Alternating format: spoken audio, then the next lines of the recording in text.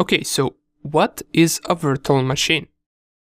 This is something that I mentioned in the previous video, but it is important for us to fully understand what it is. I can just give you a definition and say virtual machine is a machine within our physical computer that is using its hardware resources. But for most of you, this will be a new term that you haven't really encountered before. So I would like to explain it furthermore for you, as well as mention why are we going to use it. Let me start like this.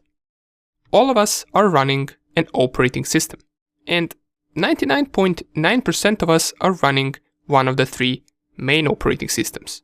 You either have Windows, Mac OS, or Linux.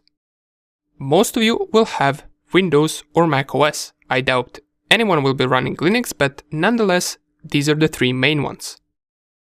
But what if we wanted to run two different operating systems on the same machine? Can we do that? For example, let's say you have Windows installed on your physical machine, but you want to install Linux too. Or even better case, you want to install 5 operating systems running on different virtual machines. Can you do that? You can. How would that work? Well, picture it like this. Imagine these 4 lines representing our computer. And we already know that any computer will have one of the 3 main operating systems: Windows, Mac OS, or Linux. But operating system is not the only thing defining our machine. Our machine also has its computer parts. We have hard disk, processor, RAM memory, motherboard, and many more computer parts that with the operating system make our machine work. These computer parts are also known as hardware. But wait a second, Alexa. Why are you telling us this? Thought this was a lecture on explaining how virtual machines work, and not on hardware components. Well, hang on for just a second. We're slowly getting there. Picture a virtual machine to be this smaller rectangle within our physical machine, which is this larger rectangle. And let's imagine that our physical machine is running Windows operating system. But if you took a look at this course content, you would probably notice that we're going to be doing all of our hacking stuff over Linux. Does that mean that we must delete our Windows and install Linux? Nope. We will install Linux as a virtual machine. And for this machine to work, it will need to have access to our hardware components. What does this mean?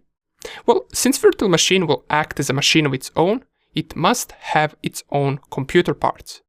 And what we will do is we're going to borrow our physical machine's CPU power, RAM memory, hard disk memory to our virtual machine so it can run just like our physical machine.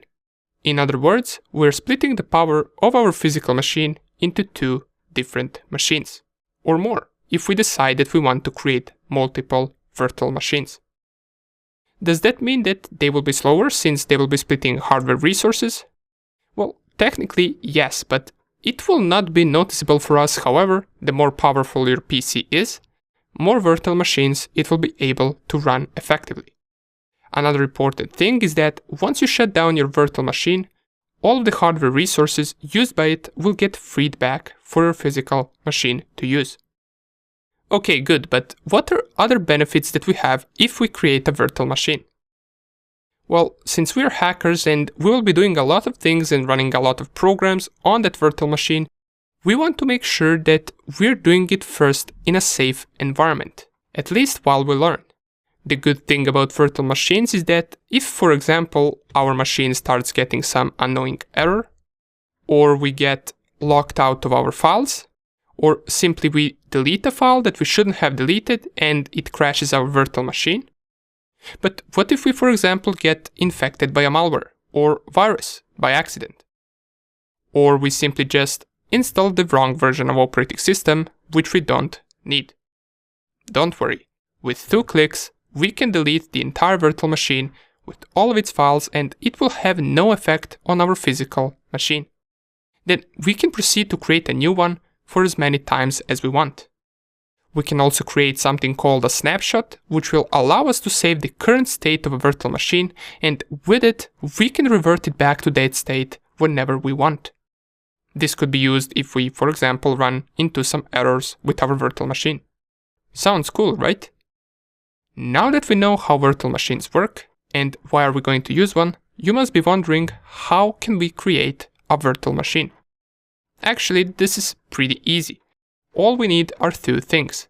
We need an operating system that we want to install in that virtual machine, and we also need something called virtualization software. Now, what is this? Even though it sounds harsh saying virtualization software, what it essentially is a program that will allow our physical machine to borrow hardware components to our virtual machine. Or we can also define it as a program that will allow us to run multiple operating systems on a single host or a single machine.